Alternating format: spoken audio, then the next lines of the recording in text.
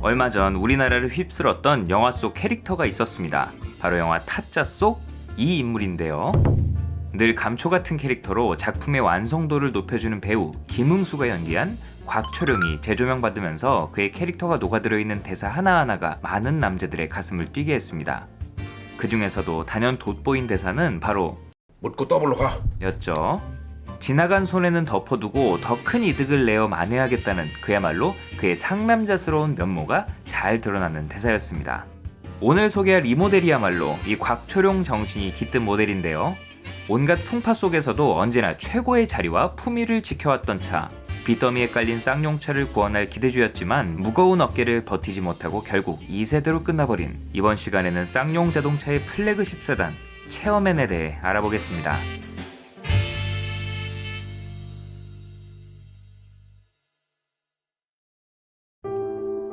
90년대 초중반 우리나라 국가 경제는 그야말로 격동의 시기였습니다. 88년 서울올림픽을 성황리에 마무리하면서 대한민국에 대한 위상이 눈에 띄게 높아졌고 이 무렵 소련으로 대표되는 사회주의 국가들이 몰락하면서 개혁과 개방, 세계화의 물결을 통한 기회의 장이 새롭게 펼쳐졌습니다.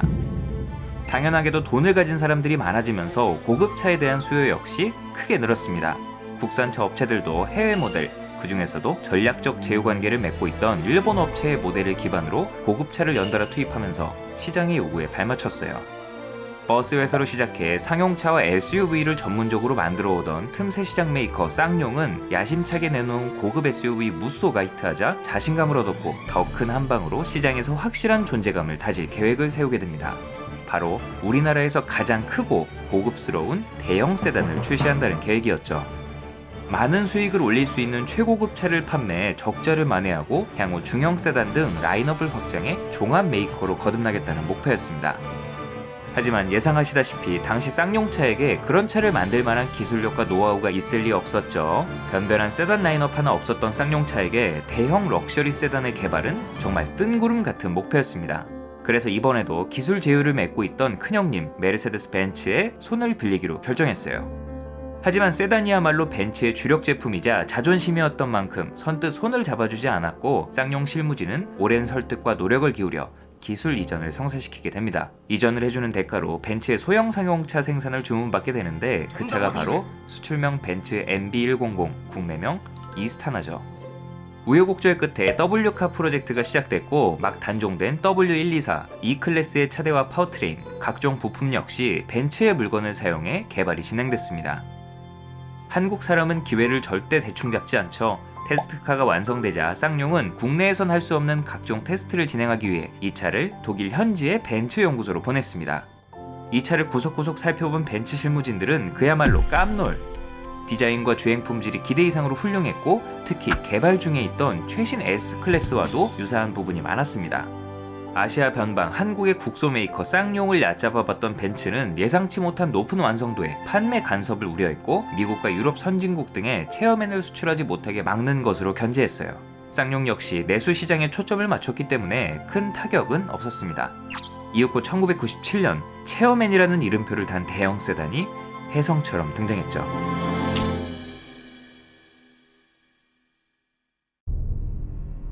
자동차의 본고장 독일의 기술력과 디자인을 전면에 내세운 체어맨은 벤츠의 후광을 등에 업고 화려하게 등장했습니다.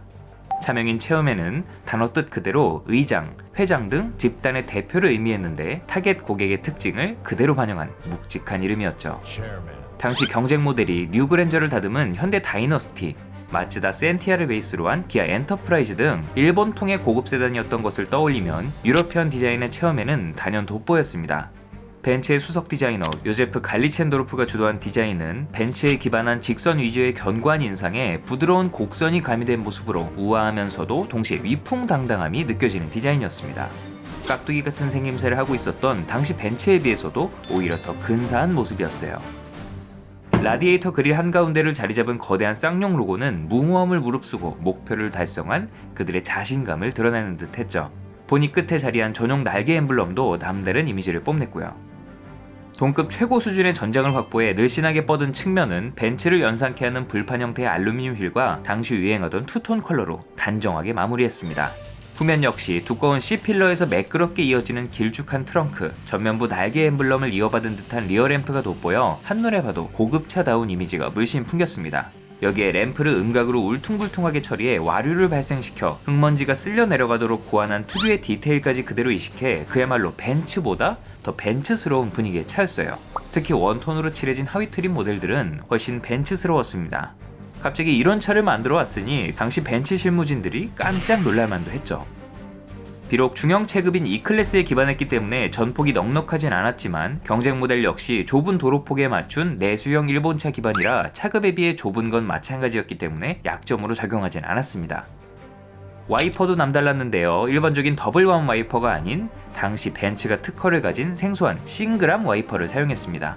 가운데 자리한 하나의 거대한 와이퍼가 좌우로 움직여 넓은 면적을 닦아냈는데 삼각형 꼬다리도 남지 않았고 잔여물로 인한 시야방해 역시 최소화한 기발한 장치였죠.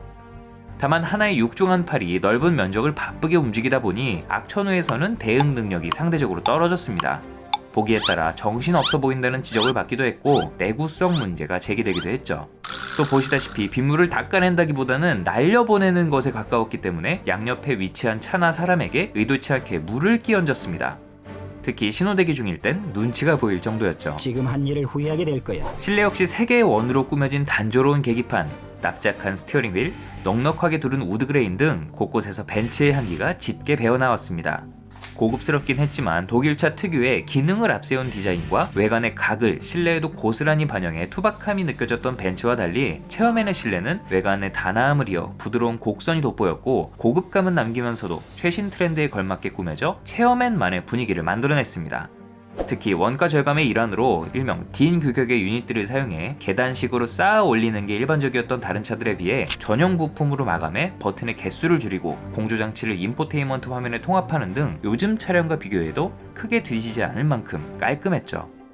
여기에 최대 3인까지 지원하는 메모리 시트와 터치스크린 내비게이션, 측면 에어백은 물론 충돌 순간 안전벨트를 팽팽하게 당겨주는 프리텐셔너 기능까지 적용하는 등 당시 최고 수준의 편의 장비와 벤츠의 명성에 걸맞는 각종 안전사양으로 무장했습니다. 또 썬바이저가 2개 달려있는 게 어렸을 때 참 신기했어요. 이런 차는 역시 뒷좌석이 메인이죠. 럭셔리 세단인 만큼 뒷좌석 역시 호화롭게 꾸며졌습니다. 긴 휠베이스로 넉넉한 거주성은 물론 전동 리클라이닝과 열선 시트, 오디오 조작이 가능한 암레스트, 후방 전동 블라인드와 측면 커튼 등 넉넉한 편의 사양으로 채워 VIP를 모시기에도 가족과 함께하기에도 만족스러운 공간을 제공했죠. 트렁크 공간 역시 중요한 분들의 소중한 짐을 채워넣기에 충분했습니다. 벤츠의 4기통 2.3리터, 직렬 6기통 2.8, 3.2리터 가솔린 엔진을 탑재했고 변속기 역시 벤츠제 4단 및 5단 자동 변속기를 맞물려 겉부터 속까지 온통 벤츠로 채워졌습니다. 엔진룸도 요즘 고급차 못지않게 플라스틱 커버를 더해 보이지 않는 곳까지 신경 썼다는 느낌을 줬어요. 특히 주력 트림인 직렬 6기통 라인업은 음색과 회전 질감이 비단결처럼 부드럽다는 뜻에서 붙여진 실키6라는 별명처럼 차급에 충실한 정숙성과 고급스러운 주행 질감을 선사했습니다. 최고 사양으로 V6 3.5리터와 3.6리터를 각각 선보였던 다이너스티, 엔터프라이즈와의 배기량 싸움에서는 다소 뒤처졌지만 이 한마디면 모든 게 정리됐죠. 벤츠 엔진이다. 무엇보다 뒷바퀴를 굴린다는 점이 전륜구동인 다이너스티, 뒤이어 등장한 에쿠스와의 경쟁에서도 강력한 방어수단으로 작용했습니다. 일반적으로 구동계가 앞쪽에 몰려있는 전륜구동 차량은 고속주행 시 상대적으로 가벼운 후방이 좌우로 떨리는 피쉬테일 현상이 쉽게 일어날 수 있는데요. 미세한 진동이 계속되면서 뒷좌석 승객에게는 불쾌감과 멀미를 유발할 수 있어 VIP를 모시는 쇼퍼 드리븐 차량으로는 적합하지 않았고 이게 곧 전륜구동 대형차의 한계로 지목되기도 했죠. 에쿠스 역시 일상적인 주행에서의 승차감은 훌륭했으나 고속 영역에서는 확실히 벤츠의 후륜구동 플랫폼과 파워트레인을 사용한 체어맨이 앞섰습니다. 지금에야 설계 기술과 생산 공법의 발달로 이 한계를 많이 극복했고 앞바퀴를 굴리면서도 5m가 넘는 차들이 많아지긴 했습니다만 그래도 차이는 여전히 남아있기 때문에 전륜구동 대형차를 만드는 회사들은 아예 AWD 시스템을 탑재해 뒷바퀴를 함께 굴리는 설계를 하기도 하죠. 승차감만큼은 전형적인 한국 대형차였습니다. 과속방지턱을 넘을 때 구렁이 담 넘어가듯 넘어간다는 표현을 이구동성으로 외칠 만큼 부드러운 승차감을 제공했어요. 과격한 주행에서의 대응 능력은 상대적으로 떨어졌지만 이 차를 어떤 분들이 타느냐를 떠올리면 당연한 것이었죠. 또 4채널 ABS, 차체 자세 제어 장치인 TCS, 전자 제어 서스펜션 등 첨단 사양을 투입해 경쟁차에 비하면 민첩한 거동이 가능했어요. 다만 엑셀과 브레이크 페달의 반응은 수입차와 마찬가지로 둔감한 편이었는데 그간 신경질 내듯 예민하게 세팅된 국산차를 타오던 소비자들은 안 나간다, 밀린다 등의 반응을 내보였지만 이내 적응하면 주행이 한결 느긋해질 수 있었습니다. 체험에는 등장과 함께 경쟁차들을 압도했습니다. 찬란한 벤츠의 후광은 어쩌면 약점으로 작용할 수도 있었던 부분들을 가려줬고 그들의 바램대로 쌍용을 단숨에 고급차 메이커로 자리잡게 했어요. 벤츠 마케팅을 전면에 내세우고 제품 역시 받쳐주었으니 국산차뿐만 아니라 수입차 업계도 덩달아 긴장했습니다. 심지어 오리지널 벤츠를 수입하던 한성자동차에서 고객 이탈을 막기 위해 각종 소모품과 공임을 무상 제공하는 등 적잖이 신경 쓰는 모습을 보였을 정도니 당시 분위기가 어렴풋이 짐작이 되시죠? 3.2L 최고급 모델과 리무진만 먼저 투입했음에도 시판 첫날 계약 대수만 1134대, 출시 다음 달인 11월 한 달에만 500대를 판매해 대형차 시장 1위를 차지했죠. 길이를 30cm가량 늘린 리무진 모델은 남다른 고급스러움을 원했던 소비자들에게 어필했습니다. 무려 전장만 5355mm에 달해 국산 세단 중 가장 크고 비싼 제왕의 차 타이틀을 쟁취했죠. 앞서 현대차가 다이너스티의 뒷좌석을 15cm가량 늘린 롱힐 베이스 모델을 다이너스티 리무진으로 판매하고 있었지만 눈여겨보지 않으면 모를 정도로 외관에서의 차이가 크지 않았습니다. 이에 일부 소비자들이 불만을 가졌던 것을 눈치챈 쌍용은 롱힐 베이스 대신 B필러를 길게 늘린 스트레치드 리무진 형태로 선보였습니다. 겉보기에 확실히 남다른 느낌을 줬기 때문에 예상대로 고급스러움과 넉넉한 거주성은 둘째 치더라도 권위와 계급, 남에게 어떻게 보여지는지가 우선이었던 소비자들에게 환영받았습니다. 수직형으로 위계를 중요시하는 우리나라 조직 문화와도 잘 어울리는 모델이었죠. 물론 체어맨 라인업에 최상단을 장식했기 때문에 뒷좌석 TV 등 온갖 호화 사양으로 가득 채웠고 길어진 차체만큼이나 넉넉한 뒷좌석 거주성을 제공했습니다. 기본 가격도 5천만 원이 훌쩍 넘을 만큼 비쌌지만 전체 판매량의 10분의 1가량을 차지했어요. 하지만 잔치 분위기는 오래가지 못했습니다. 출시 연도를 눈여겨보신 분들이라면 체어맨 위에 드리워진 먹구름도 함께 보셨을 거예요. 네, 1997년 탄식이 절로 나오는 시기죠. 굴지의 기업들이 추풍낙엽처럼 무너져 내렸던 IMF 외환위기의 파도는 쌍용차도 집어삼켰습니다. 모기업 쌍용그룹은 쌍용차를 살리기 위해 회사의 재산까지 팔아가면서 막아보려 했지만 3조 원이 넘는 천문학적인 부채를 감당하기에는 역부족이었고 결국 매각 절차를 진행하게 됩니다. 건물이 팔립니다. 기술 제휴로 시작해 동아시아 전략기지로 쌍용차를 활용할 계획이 있었던 벤츠와 열심히 자동차 사업을 준비하고 있던 삼성그룹에 먼저 제의했지만 손살을 쳤고 이후 대우그룹이 등장, 쌍용그룹과 부채를 반반 나눠 부담하고 채권단으로부터 쌍용차를 담보로 대출을 받는 조건으로 인수를 하게 됩니다. 아무리 반띵을 한다고 해도 어마무시한 빚더미였지만 단순하게 보면 대우자동차에게 꼭 필요했던 SUV와 고급 세단 라인업이 충족되는 인수였습니다. 덕분에 대우차가 준비하고 있던 전륜구동 플래그십 세단 쉬라츠는 결국 컨셉트카와 프로토타입만 남겨놓은 채 개발이 취소됐죠. 이후 대우 계열 대형차들이 국내 시장에서 줄줄이 실패한 게 끝내 빛을 보지 못한 쉬라츠의 저주라는 흉흉한 소문이 자동차 매니아들 사이에 떠돌기도 했습니다. 굳이 멀리 안 가도 망한 이유는 차고 넘치지만 아무튼 체험에는 얼떨결에 대우차의 플래그십으로 자리하게 됩니다. 디자인을 바꿀 수 없으니 급한 대로 대우자동차의 로고와 패밀리 룩이었던 3분할 그릴을 끼웠고 대우차 영업소에서 레간자와 함께 팔렸죠. 대우 로고를 형상화한 3분할 그릴은 대우차 안에서도 호불호가 갈릴 정도로 독특한 인상이었기 때문에 당연히 쌍용차 디자인에 녹아들지 않았고 보여주기 싫은 졸업 앨범처럼 체어맨의 흑역사로 남았습니다. 진짜 코만 보였어요. 하지만 IMF의 충격은 예상보다 강력했고 거대했던 대우그룹도 무너져 내렸습니다. 쌍용그룹 역시 그 반절의 부채를 감당하지 못해 그룹 전체가 날아가 버렸죠. 대우그룹이 공중분해되면서 쌍용의 아심작 체어맨은 대우에게도 체어샷으로 애물단지 신세가 됐고 쌍용차도 다시금 낙동강 오리알 신세로 전락하고 맙니다.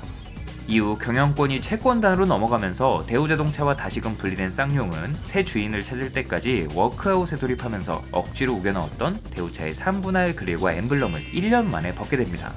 다시금 벤츠와 비슷한 스타일로 꾸며져 이전보다 훨씬 고급스러운 모습으로 돌아왔죠. 여담으로 1999년 영국 엘리자베스 여왕이 방한했을 당시 공식 의전 차량으로 선정되는 영예를 안기도 했죠. 수교일에 처음 진행된 국빈 초청 행사였기 때문에 여왕이 행차하는 곳곳마다 이목이 집중됐고 의전 차량인 체어맨 리무진 역시 자연스럽게 노출됐습니다. 여왕의 차라는 명예로운 별명과 함께 상당한 마케팅 효과가 따라왔죠. 이 소식이 마음에 들지 않았던 현대차는 당시 전경련 회장이었던 배우 김우중 회장에게 특혜를 준 것이라며 꼬투리를 잡았고, 남편인 에딘버러 공작은 다이너스티 리무진을 타는 것으로 외교부와 합의를 봐 일단락됐다는 풍문이 돌기도 했죠.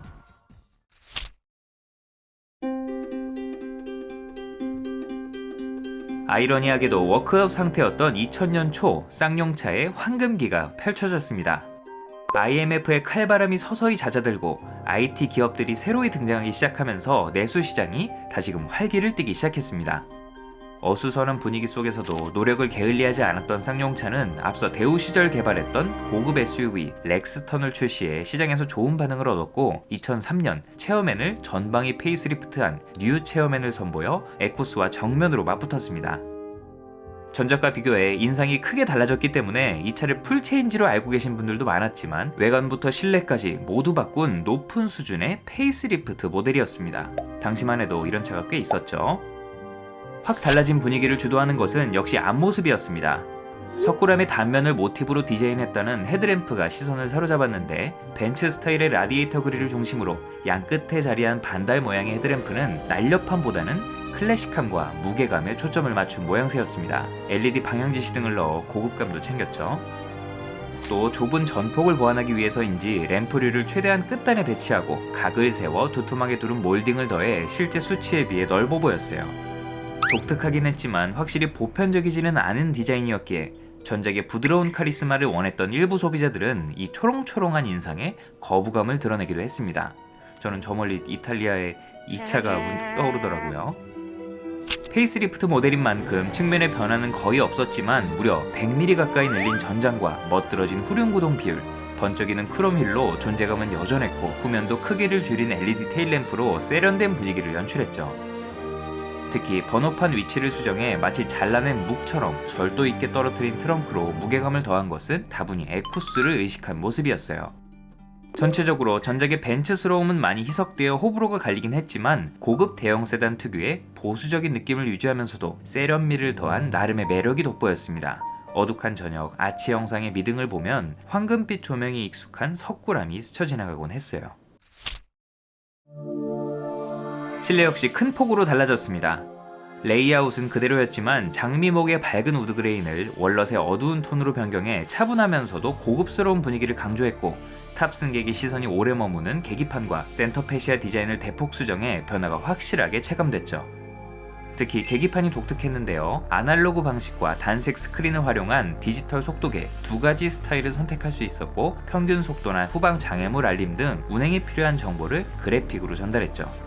센터 패시아는 불필요한 공간을 차지했던 아날로그 시계를 손풍구 사이에 심어 깔끔하게 정리했고, 더욱 커진 6.5인치 DVD 내비게이션과 전작의 지적을 수용해 별도의 화면을 마련한 공조장치로 직관성을 높였어요. 다만 스티어링 휠은 구형의 것을 그대로 쓰면서 직관성이 떨어졌던 하단 리모컨이 그대로 따라왔습니다. 앞뒤 암레스트에는 BMW의 아이드라이브 인포테인먼트 시스템을 모방한 잿더리를 마련했습니다. 여전히 럭셔리한 뒷좌석 공간은 전작의 편의 사양을 업그레이드해 새것의 느낌을 줬고, 전용 테이블과 마사지 기능, 허벅지 받침을 더해 플래그십에 기대하는 고급감을 갖췄죠.